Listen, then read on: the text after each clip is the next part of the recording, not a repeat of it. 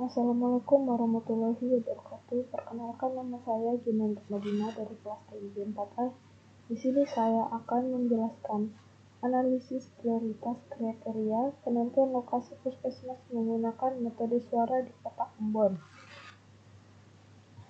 Metode suara merupakan salah satu metode pengambilan keputusan multi kriteria yang digunakan untuk menentukan bobot kepentingan setiap kriteria berdasarkan penilaian subjektif para ahli.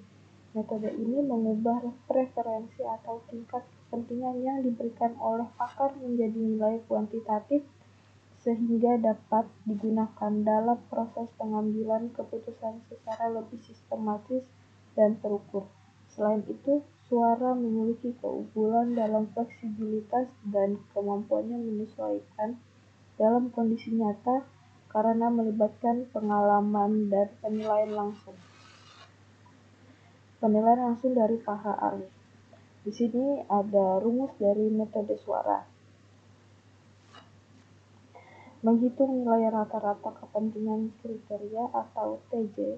TJ sama dengan RK sama dengan 1 menjadi nilai R dan K digabung dan menjadi nilai TJK dibagi nilai R. Yang kedua, menentukan koefisien relatif KJ. KJ sama dengan SD sama dengan ditambah 1. Menghitung bobot sementara atau KJ. KJ sama dengan KJ dikurang 1 dibagi dengan nilai KJ. Yang keempat, menghitung bobot akhir atau WJ. WJ sama dengan KJ dibagi nilai N dan K sama dengan 1 menjadi nilai KK. Di sini saya akan membahas studi kasus metode suara. Analisis prioritas kriteria penentuan lokasi puskesmas menggunakan metode suara di Kota Ambon bersama implementasi perhitungan. Studi kasus pada penelitian ini membahas analisis kriteria dalam penentuan lokasi puskesmas di Kota Ambon menggunakan metode suara. Tujuan utama penerapan metode ini adalah untuk menentukan bobot kepentingan setiap kriteria berdasarkan penilaian para ahli, sehingga diperoleh urutan prioritas yang dapat digunakan sebagai dasar pengambilan keputusan lokasi yang optimal.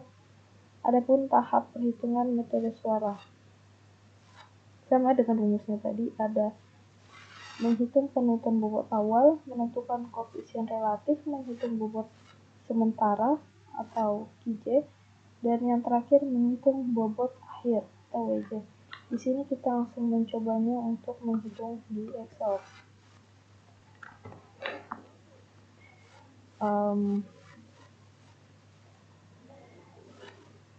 Di sini mulai yang pertama dengan kriteria lokasinya ada 18.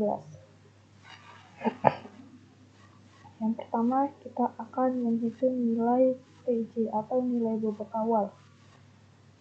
Di sini dengan rumus TJ sama dengan R dan K sama dengan 1 menjadi nilai TJK dibagi dengan nilai R. R-nya adalah nilai dari jumlah responden yaitu 42 dan TJK total keseluruhan nilai responden. Nah, di sini sesuai dengan studi kasus yang ada, mereka sudah menetapkan total nilai dari responden tersebut atau nilai TJK. Karena di sini kita akan menghitung nilai bobot awal dengan rumus nilai responden dibagi dengan nilai R atau nilai jumlah responden yaitu 42. Di sini kita coba menghitungnya.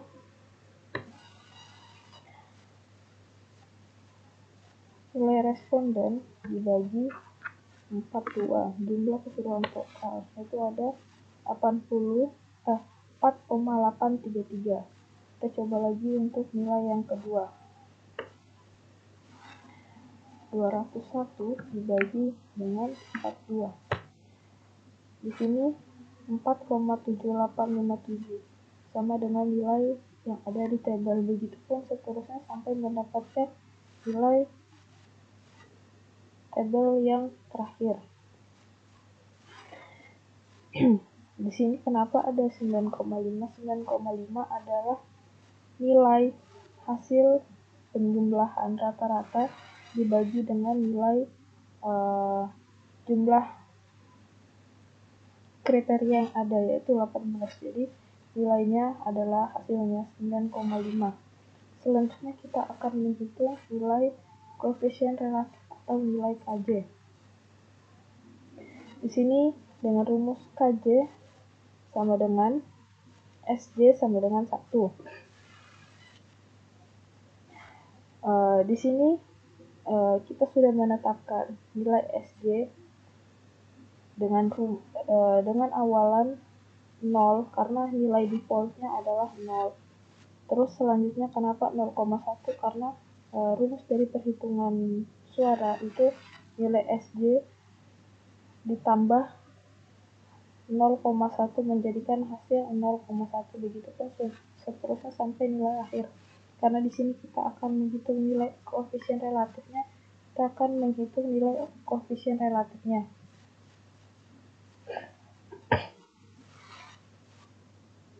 Kita akan mencobanya mulai dari tabel yang pertama, karena tabel yang pertama itu nilai 0 ditambah dengan 1, maka hasilnya 1 sesuai dengan tabel yang ada. Kita coba dengan tabel yang kedua, ditambah 1 hasilnya jadi 1,1. Kita coba lagi dengan tabel yang ketiga, ditambah 1 hasilnya menjadi 1,2. begitu seterusnya hingga mendapatkan nilai akhir kriteria ke-18. Selanjutnya kita akan menghitung nilai KJ atau nilai bobot sementara. Nilai bobot sementara ini didapatkan dari hasil KJ dikurang 1 per KJ atau KJ dikurang 1 dibagi dengan nilai KJ. Karena kita sudah mendapatkan nilai KJ dan kita akan menghitung karena nilai KJ tidak boleh hasilnya 0, jadi kita akan menyamakan dengan nilai KJ, yaitu tetap 1 karena tidak boleh dikurang atau ditambahkan. Tidak boleh dikurang atau dibagi. Jadi kita coba untuk nilai KJ untuk tabel kedua, yaitu kita coba nilai KJ sebelumnya dibagi dengan nilai KJ yang ada di tabel yang kita perhitungkan. Di sini dengan hasil 0,9090 sesuai dengan hasil tabel yang ada.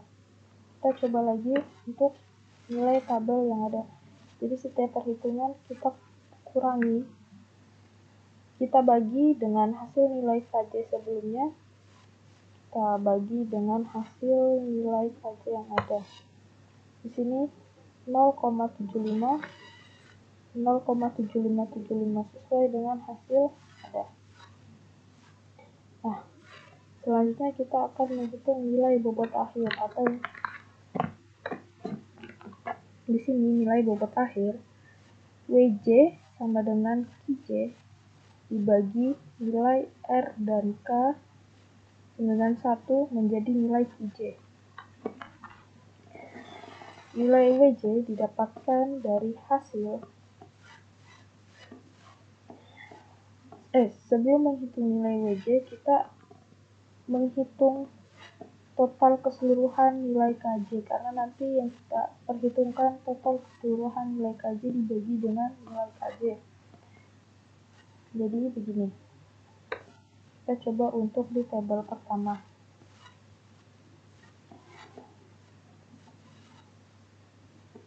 Nilai KJ di tabel pertama dibagi dengan total nilai KJ keseluruhan, yaitu ada di 0,2308 sesuai dengan perhitungan yang ada di tabel. Kita coba untuk nilai yang kedua. Nilai KJ dibagi dengan total nilai keseluruhan KJ, yaitu 0,20 sesuai dengan perhitungan yang ada di tabel. Untuk keseluruhan nilai yang ada itu sudah dihitung sampai nilai bobot yang di akhir. Di sini sudah menentukan rank awal hingga rank akhir, dan kita dapat menentukan kode bobot pertama hingga kode bobot terakhir. Di sini saya akan membacakan untuk kesimpulan dari metode suara. Berdasarkan penerapan metode suara pada studi kasus penentuan lokasi puskesmas di Kota Ambon, diperoleh bahwa kriteria kemudahan akses jalan memiliki bobot tertinggi, diikuti oleh pengelolaan limbah B3 dan jarak aman dari sumber pencemaran. Hasil ini menunjukkan bahwa faktor aksesibilitas dan lingkungan menjadi prioritas utama dalam penentuan lokasi fasilitas kesehatan. Metode suara mampu memberikan hasil yang fleksibel dan sesuai dengan kondisi nyata karena mempertimbangkan penilaian subjektif para ahli dalam proses pembobotan kriteria. Di sini saya akan menjelaskan atau membacakan hasil analisis perbandingan metode suara dengan metode AHP. Berdasarkan hasil penerapan metode AHP dan metode suara, terdapat perbedaan karakteristik dalam proses maupun hasil yang diperoleh. Metode AHP menggunakan perbandingan berpasangan antar kriteria dan alternatif sehingga menghasilkan bobot yang lebih sistematis serta dilengkapi dengan uji konsistensi. Hal ini membuat AHP lebih unggul dalam menghasilkan keputusan yang objektif dan terstruktur, terutama pada kasus yang melibatkan pemilihan alternatif terbaik seperti penentuan penerima bonus karyawan. Sebaliknya, metode suara berfokus pada penentuan bobot kriteria berdasarkan penilaian subjektif para ahli yang disusun secara bertahap. Metode ini lebih sederhana dan fleksibel dibandingkan AHP karena tidak memerlukan perbandingan berpasangan yang kompleks.